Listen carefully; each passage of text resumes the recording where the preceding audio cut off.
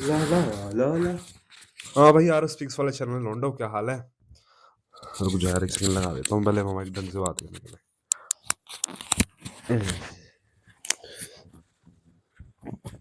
रुक जा यार, एक सेकंड बैठ जाऊँ ढंग से। यार एक सेकंड, बस एक सेकंड देना ब्रो, स्किप कर देना वीडियो।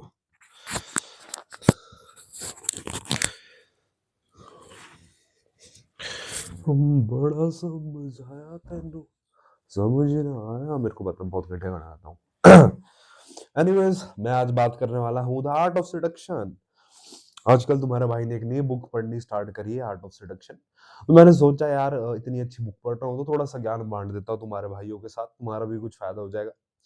तो भाई आज मैंने स्टार्ट करा, थोड़ा सा मैंने स्टार्ट कर लिया था, but straight to the point आते हैं। हम बात करते हैं आज की हमने जो स्टोरीज वगैरह सुनी। तो सबसे पहले जो मैंने स्टोरी सुनी वो थी एक बंदे के बारे में।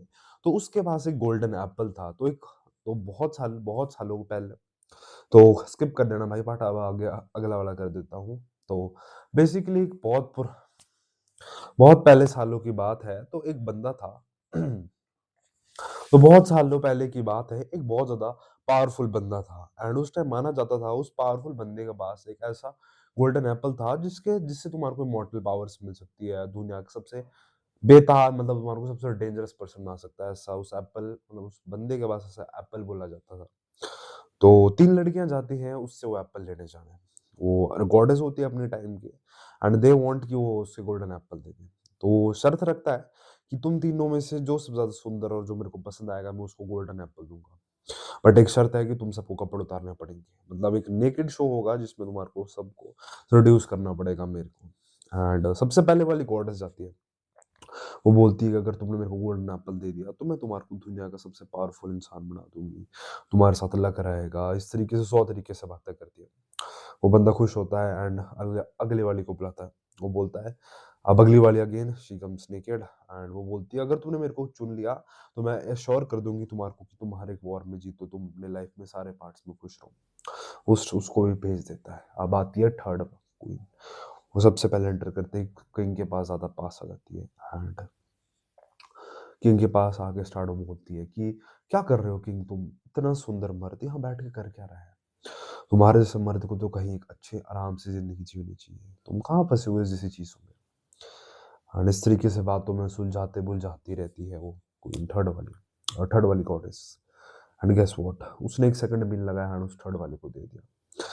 तो भाई इस एक्चुअल पर्टिकुलर चीज से पता मेरे को क्या सीखने को मिला? मैं ऑडियो सेडक्शन बुक तो तुम्हारे को सब कुछ पता है, तुम अगर ऑडियो बुक सुनने जाओगे तो तुम्हारे को समझ आ जाएगा भाई। बट मेरे एक्सप्लेनेशन तुम्हारे को इसलिए सुनना जरूरी है। मैं बताऊंगा तुम्हारे को कि तुम इस चीज का आउटकम कैसे निकाल सकते हो। I have come to one outcome.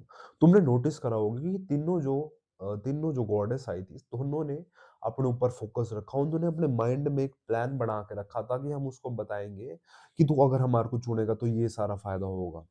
मतलब एक तरीके से देखा जाए ना, तो वो ना एक तरीके से प्लान, मतलब जिस तरीके से हम प्लान करते हैं ना किसी भी लड़की से, यार अपने लड़के, मैं लड़कों से भी बात, मतलब किसी दोस्त का बनाने का भी सेडक्शन, मैं तो मानता हूँ कि लड़कियों तक की सेडक्शन इज नॉट। एंड अगर तुम लड़कों से बात करना चाह रहे हो, it is also kind of seduction. लोगों से बात करना भी सेडक्शन है यार। इतने बड़े ग्रुप से बात करना कैसे होगा? It is just a part of seduction. तो एग्जैक्टली इसी वे में सेडक्शन में सबसे इंपॉर्टेंट पार्ट आता है, you don't need to calculate. तुम्हारे को अगर तुम्हारे साथ कोई बंदा, मान लो मैं तुम्हारे साथ बात कर रहा हूँ, तो तुम्हारे को, तो मैं तो मान लो मैं तुम्हारे से बात कर रहा हूँ और मैं अपने मन में सोच रहा हूँ कि मेरे को क्या रिप्लाई देना है। ये इस वाले माइंडसेट से सबसे ज्यादा एंटी सेडक्टर हो रहा है। असली सेडक्शन वाली चीज जो होती है वो सिंपली होता है जब तुम अपना फोकस हटा के आगे वाले पर्सन पर फोकस करो कि वो क्या चीज़ों के बारे में बात कर रहा है, किस तरीके से वो बातें कर रहा है, किस तरीके से इंटरेस्ट दिखा रहा है। अब कोई बंदा है ना जो जेन्युइनली इंटरेस्ट दिखा रहा है गेमिंग में, जिम वगैरह में, तो भाई मैं गधा नहीं होऊँगा यहाँ बैठे-बैठे कि उसको और कुछ बात कराऊँगा। मैं उस चीज़ पर फोकस लगाऊँगा। आउटवर्ड फोकस रॉबर्ट ग्रीन बोलता है कि आउटवर्ड फोकस करो, अपने ऊपर से फोकस हटाओ बात करते हुए। फोकस रखो आगे वाले बंदों की नीड्स, अगले वाले बंदों की जो कमी है, उस चीज़ को पूरी करने के लिए। कोई बड़ा प्रोडक्ट आता है, तुम खुद देख लेना, कोई पानी, अभी देखो ये पानी की बोतल है, ये क्या प्रॉब्लम सॉल्व करती है? मेरी प्रॉब्लम सॉल्व करती है कि मैं इसमें पानी स्टोर कर सकता हूँ। तो भाई इसी तरीके से अगर तुम कोई प्रॉब्लम सॉल्व करते हो ना आगे वाले बंदे की, तो वो तुम्हारे ऊपर तुम्हारे को कुछ भी दे सकता है। इस बॉटल के लिए भी मैंने पैसे दिए। इसी तरीके से भाई माइक के लिए पैसे दिए, क्या फ़ोन के लिए पैसा दिया। क्यों? क्योंकि मेरी प्रॉब्लम सॉल्व हो रही है। तो सिंपल सा रूल है भाई सेडक्शन का भी एंड मार्केटिंग का भी। इट इज़ सेडक्शन को पहले उस ज़िंदगी की प्रॉब्लम ढूँढो। प्रॉब्लम ढूँढने के लिए क्या करना पड़ेगा? तुम्हारे को उस आगे वाले पर्सन पर फोकस करना पड़ेगा। You need to focus on what he is saying. ऐसा नहीं होगा कि तुम अपने मन ही मन में सोच रहे हो कि यार अगर ये हेलो बोलूँगा तो मैं हेलो बोल दूँगा, इस तरीके से बोलूँगा तो इस तरीके से बोलूँगा। भाई it is not going to be well. क्योंकि अगर कोई बंदा ऐसे सोच के भी जाता है ना, मैक्सिमम टाइम लोग वो पकड़ लेते हैं। Let it flow naturally. And अब सेकंड, एंड इस पार्ट का तो सिर्फ एक कंक्लूजन निकलता है। अब हम सेकंड पार्ट के बारे में करते हैं जिसका नाम है रेक। तो बेसिकली उसमें एक स्टोरी बताई जाती है। एक बहुत ज़्यादा खतरनाक सेड्यूसर था। ऐसा माना जाता था जिस भी लड़की को जो हाथ रखता था उसको सेड्यूस करके ही मारता था। तो उसने बहुत सारी लड़कियों को सेड्यूस करा। एक बार इतना ज़्यादा सेड्यूस करा एक सिटी ने कि उसको उस सिटी से बाहर निकाल दिया। वो दूसरी सिटी में गया एंड पहले दिन उसको एक ऐसी लड़की दिखी जिसको देख के प्यार हो गया and he wanted to seduce him. So first first day उसने उसे देखा एंड नेक्स्ट वीक अगेन उसने उसको देखा, बट इस टाइम वो बैगर के रूप में था। एंड इस तरीके से उसने कहीं ना कहीं अप्रोच करा, उससे बातचीत स्टार्ट करी एंड ही काइंड मतलब डरपोक लोगों की तरह नहीं की, नहीं, बस उसने जाके बात करी। He did not think any की कुछ भी नहीं सोचा उसने, वो बस बात करने चला गया। लेकिन एक बड़ी दिक्कत थी, उसके साथ एक उसकी एक क्वीन जैसे क्वीन थी वो, तो उसके साथ एक क्या बोलते हैं उसे गार्ड जैसा था, लड़की थी। वो उसको अवॉइड करती थी, मतलब वो नहीं चाहती थी कि वो इनकी किसी और से बात करे। तो उसकी प्रोटेक्शन के लिए थे सिंपली। तो क्या हुआ उस बंदे ने फिर उसको काइंड ऑफ चैलेंज किया कि मैं तुम्हारे लिए कुछ भी कर सकता हूँ। एंड एक बार क्या हुआ जब वो अपने महल में थी, सो वो उसको लगा कि बंदा कैसे आएगा, क्योंकि it is impossible to talk to इतना बड़ा पोजीशन पे हो, इतने बड़े पोजीशन पर कैसे बात कर सकते हो। एंड गेस व्हाट उससे क्या हुआ, जब वो गया बात करने, तो बैठी हुई थी ऐसी कोई ना, एंड सडनली वो जैसे मेड आती है वो देखता है कि ये तो वही सेड्यूसर है, वही बंदा जो उसको बाहर मिला था। अब वो ना तो चिल्ला सकती थी, क्यों अगर वो चिल्लाती तो उसको पता लग जाता बाहर सारे बंदे थे। एंड इस तरीके से उनका अफेयर चलता रहा। वो काफ़ी सारे लव लेटर्स भेजता था कि इतना ज़्यादा डिज़ायर करता है उस लड़की को। इस तरीके से काफ़ी साल अफेयर चला। फिर उसके जो किंग थे उसको उन्होंने उसके पापा थे, उसको पता चलता है यार कि कहीं न कहीं कुछ तो गड़बड़ है, कि वो बंदे ने पक्का इसको मतलब कुछ तो कंट्रोल कर दिया, कुछ तो हो रहा है। तो उस चीज़ को बचाने के लिए वो उस लड़की की क्वीन के आगे प्रोटेक्शन बढ़ा देता है। एंड हमारा कैरेक्टर भी बहुत ज़्यादा दिमाग वाला था, तो वो सिंपली क्या करता है, वो एक घर ले लेता है साथ में उस प्रिंसेस के, जो वो होता है जहाँ पे वो रहती है।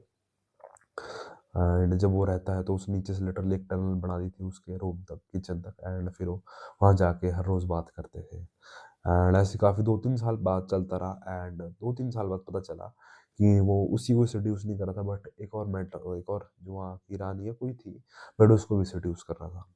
And instead of apologising like normal लोग होते हैं कि हम अपोलोजाइज कर देते हैं कि हमने सेड्यूस करा, वो बिल्कुल अनफेथफुल था। उसने मतलब सारी लिमिट्स क्रॉस करी। एंड ही डिड नॉट उसने ऐसा कुछ नहीं बोला कि तुम दोनों लड़ो, ऐसा किसी को सॉरी बोला। उसने बोला कि उन दोनों वो मुझसे उसने ऐसे बोला कि मेरे को तुम्हारे से अच्छी वो लगती है, इससे बात करना। तो एक तरीके का कॉम्पिटिशन दे दिया। मतलब ओवरऑल अगर तुम रेक की क्वालिटीज़ देखो तो वो है काइंड, वो झूठ भी बोलता है, कुछ भी कर लेता है लड़की को पाने के लिए। He is a master of words, मतलब उसको पता है कि लड़की की कमज़ोरी है उसके शब्द, मतलब जिस तरीके से तुम शब्द बोलोगे उसी तरीके से वो कमज़ोर हो जाएगी। तो इस चीज़ को अपने ध्यान में रखते हैं। वो इस चीज़ से हमारे को ये सीखने को मिलता है कि भाई जितना ज़्यादा तुम डरोगे ना बात करने से कि नहीं भाई मैं तो बात नहीं करूँगा, आई एम फेयरिंग कि मेरे को तो ये सब कुछ करना है, उतना ज़्यादा तुम हारोगे।